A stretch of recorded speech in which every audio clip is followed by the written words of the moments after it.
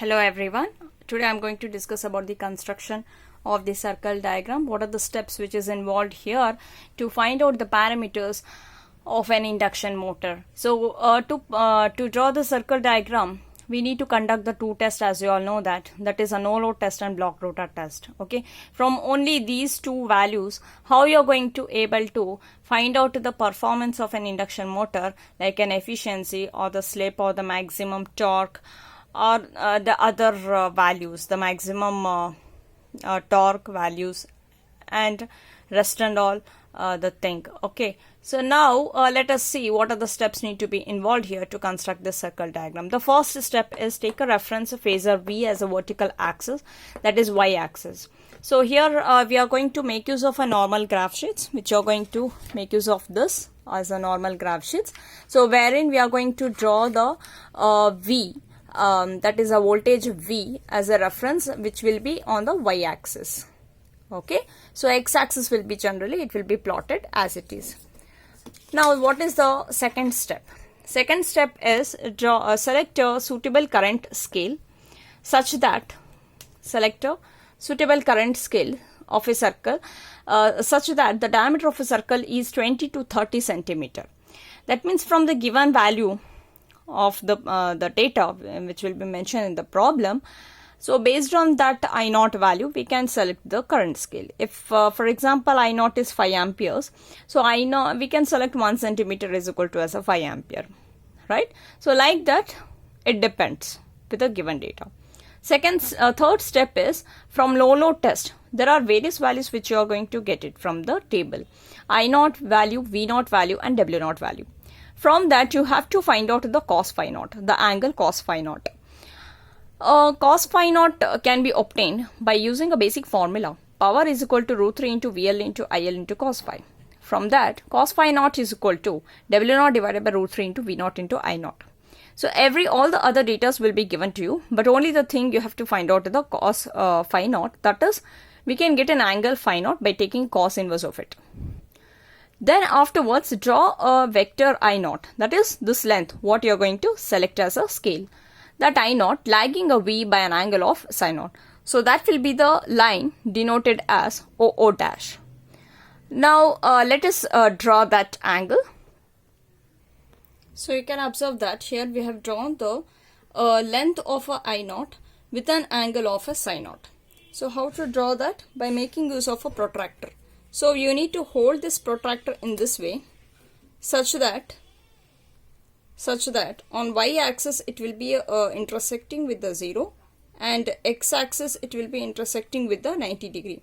So when you're going to draw the psi naught angle, so it will be in an increasing order of this, that is a clockwise direction. If suppose for example you have got 60 degree, so you can mark it at this point. If it is a 60.5, then you have to go to the clockwise directions towards the 90 degree. So you can mark it like that with the 60.75 degree. This is how you can draw the line O dash. Next step is step 4. Draw a horizontal line through an extremity of I naught, that is O dash, parallel to horizontal axis. Now you are going to hold a scale which we have to draw a line which is parallel to horizontal axis. Now let us draw a line which is parallel to this horizontal axis. So this is how what you can see that the horizontal line has been drawn, which is parallel to this x-axis. The next step is fifth step. Draw the current ISN, which will be calculated from the ISE with the same scale, lagging V by an angle of psi SE from the origin O. So that will be the phasor OA. That will be the phasor OA. That will be the phasor OA. Now how to calculate this ISN formula? ISN, it's a very simple formula. You can make use of this formula. ISN can be given by ISE, the same. You have to make sure that LHS and the RHS unit value will be same, amperes. So therefore we can write it down as ISE divided by VSE into VL. Okay, so with this formula you can calculate the ISN. Okay, now also we have to find out the angle phi SE.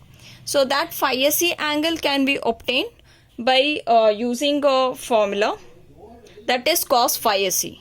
Okay, so that cos phi SE can be obtained as So after calculating ISN, this is the value which we are going to get. Let us assume this length, the scale we are going to get it, and we need to draw that is as denoted as OA. Okay, with an angle of phi AC. Cos of phi AC will be given to you in the problem. So just take an inverse of a cos, so you can get the phi AC angle. So with that angle, we have to draw this length. Now the next step is join O dash A. So the line O dash A is called as output line. Now we need to join O dash A, so that will give you as an output line.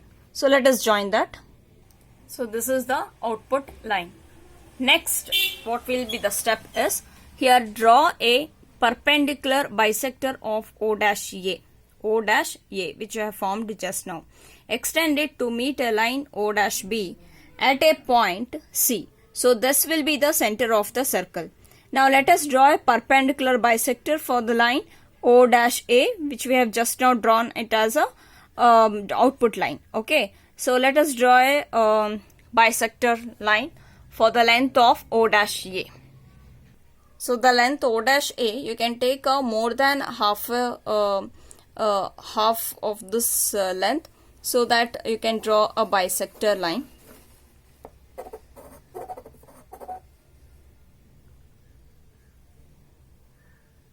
Similarly, on A side, you can take up the same length and draw the bisector. So now you can see that these 2 points, you can just meet it by using scale. You can just draw this perpendicular line. After taking a perpendicular bisector for the O dash A, we can get these 2 points. We can get these 2 points, this point and this point, just meet these points. Then you can see that it is going to meet to the horizontal axis, that is will be the point C. So this as a center, that is C as a center and O dash as a radius. So draw a circle. So let us follow that step number 8. So draw the circle with C as a center, okay, and a radius which is equal to O dash C.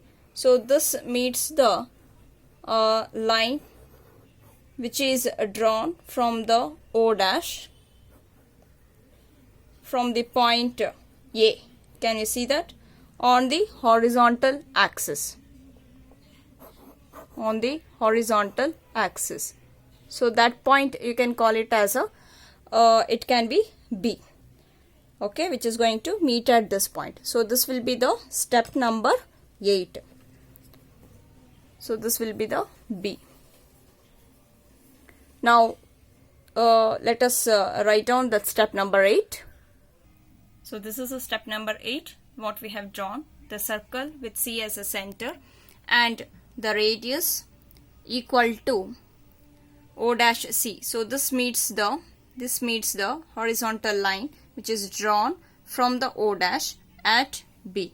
Now let us follow the step number 9. Step 9 is draw the perpendicular from the point A on the horizontal axis to meet the O dash B line at F and meet the horizontal axis at D.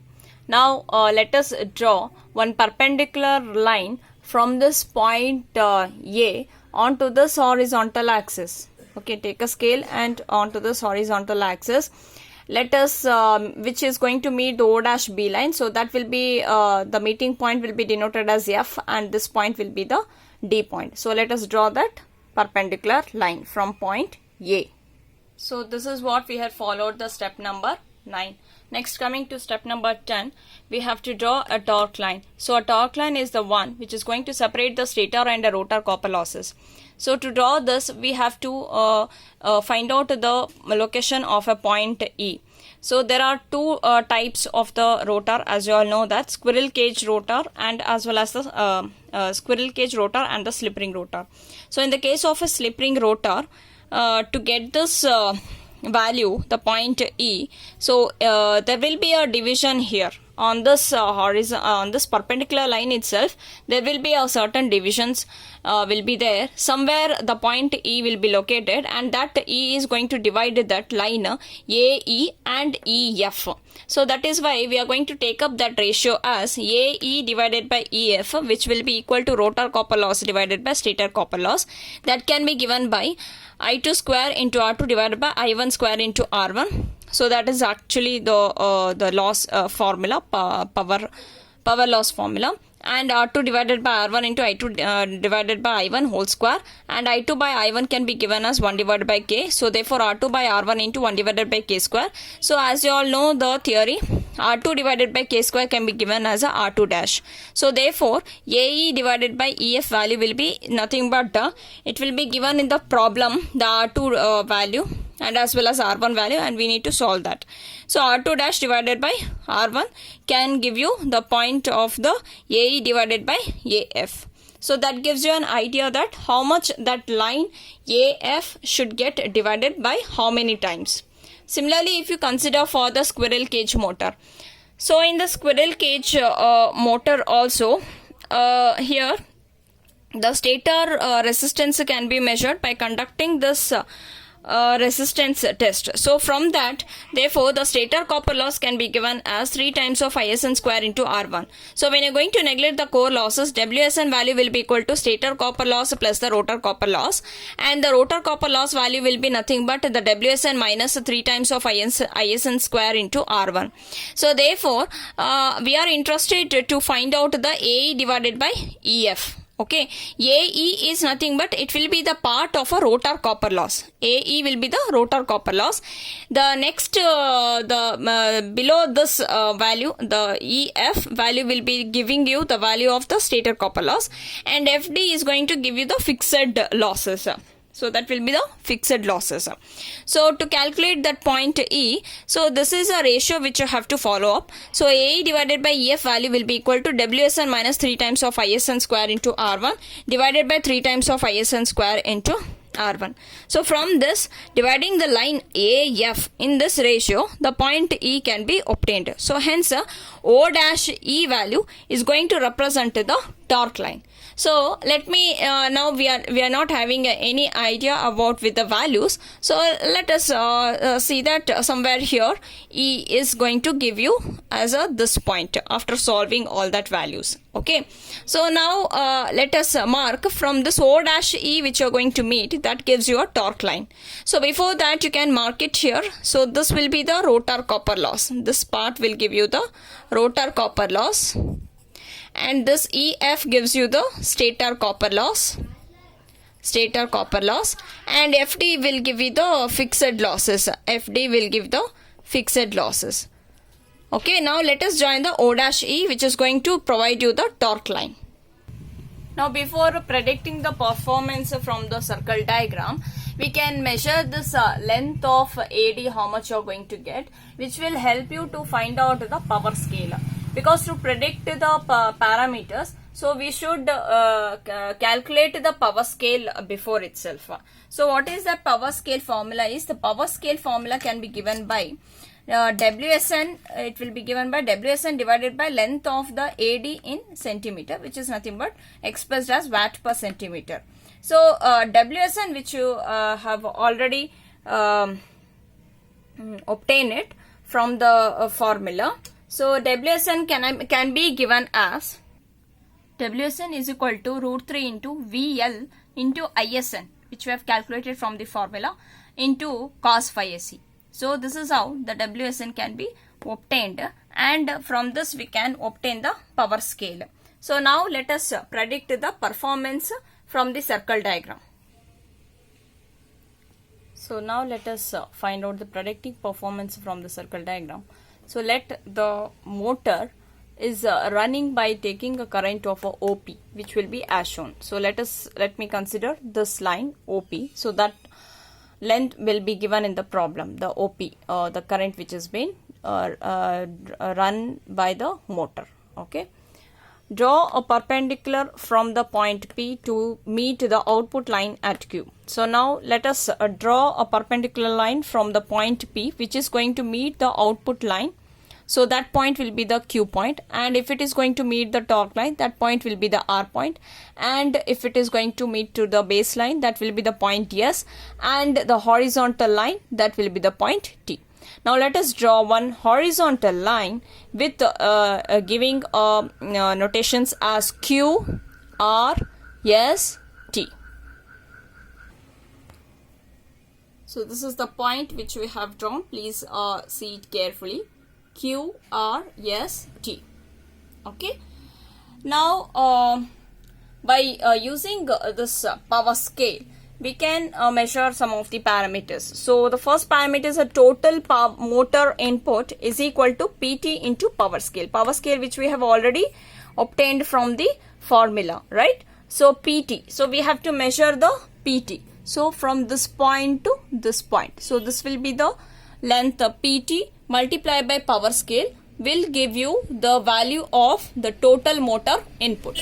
Similarly, we have to find out the fixed loss. Fixed loss will be the ST. So we have already written here FD as a fixed loss, no? The same length will give you the ST. So that will be the fixed loss multiplied by power scale. Similarly, the stator copper loss. Stator copper loss. So here the length is SR. SR multiplied by the power scale. Okay, so you have to take up the length SR. So you need to take up the length SR. So that gives you the stator copper loss. So you can see that we have divided here, no, as a point E below this. That will be the stator copper loss corresponding to this point which is going to meet here. So that will be the RS. Length of RS multiplied by power loss give you the stator copper loss. Similarly, you can analyze what will be the rotor copper loss length. So this rotor copper loss value was this much. So when you go decline to this point, so that is gives you a QR. So it is very easy to remember this. If you know the logic which is rotor copper loss and stator copper loss and fixed loss on the point of AD.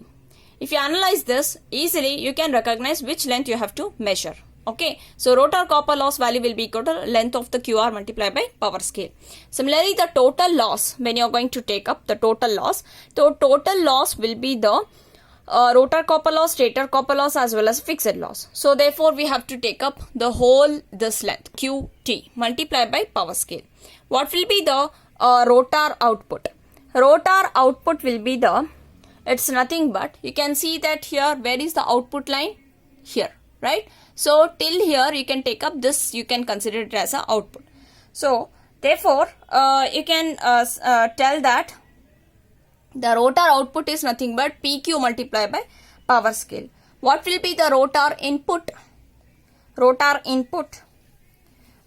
input will be the PR. Okay, it's a PR. So it is nothing but PR will give you the addition of the rotor output plus the losses, rotor copper loss. So that gives you an input. As you all know that input can be given as output plus losses.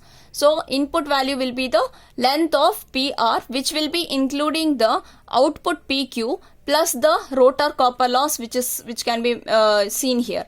So therefore, so this entire thing will be the input. PR will be the input, rotor input. Because it is written clearly rotor copper loss, so it will be with respect to rotor input. If this is a rotor output, this will be the rotor. This entire thing will be the rotor input. Okay. Similarly, if you want to find out the slip, so slip can be given by the rotor copper loss divided by the rotor input. So that can be obtained by, what is a rotor copper loss? You can see here. So that is a length QR divided by what is a rotor input? I told you PR. So therefore QR divided by PR gives you the slip value, that is rotor copper loss divided by rotor input. Next, coming to the power factor, cos phi is equal to PT divided by QP. So PT divided by QP. So you can take up here this ratio. PT is nothing but it is a nothing but you can see that the entire this length divided by QP. Okay, PT divided by QP will give you the angle cos phi. Similarly, the efficiency of the motor can be written as, efficiency of the motor can be given as the output divided by input. So which is the output we had seen here in the graph? This is the output line. So therefore PQ length will be the output divided by the input. So which will be the input here? So this PT will be entire, this length will be the input. So therefore that gives you the efficiency of the motor. Then how to find out the efficiency of a rotor? Efficiency of a rotor is given by rotor output divided by rotor input. Which is a rotor output?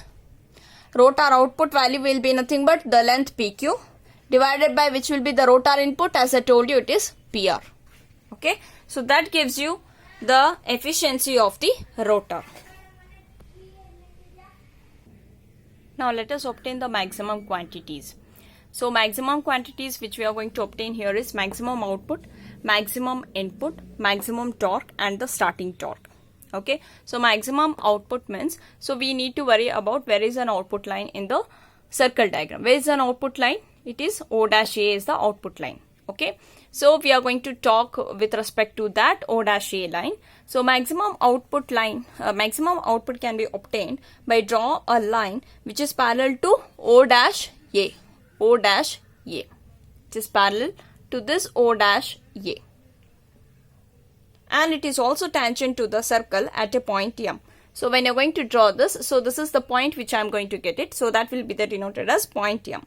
So from the point M, it can also be obtained by extending the perpendicular line from the C. That is what we have got here. Okay, on O-A. So then the maximum output line, we have to draw a perpendicular line to this point, that is to the point of the output line, so that we can measure the length as mn. So that length mn will give the value of the maximum output at the power scale. Now let us draw the perpendicular line from the point M. So this length mn will give the length maximum output. Length of mn at the power scale, multiplying by the power scale, will give the maximum output. Next we have to obtain the maximum input. How to get that maximum input? It occurs at the highest point on the circle, that is at the L. So that L point is nothing but, again it will be a tangent to the circle which will be parallel to the horizontal axis. So that length L dash will give you the maximum input at the power scale. Now let us draw the point L. How to mark this point L? Just a horizontal to this point, which will be the highest point to this tangent to the circle. So that gives you the point L. So from this L, you need to join till this horizontal axis, will give you the LL dash. So let us draw the horizontal line LL dash. So this is how we can measure the length LL dash.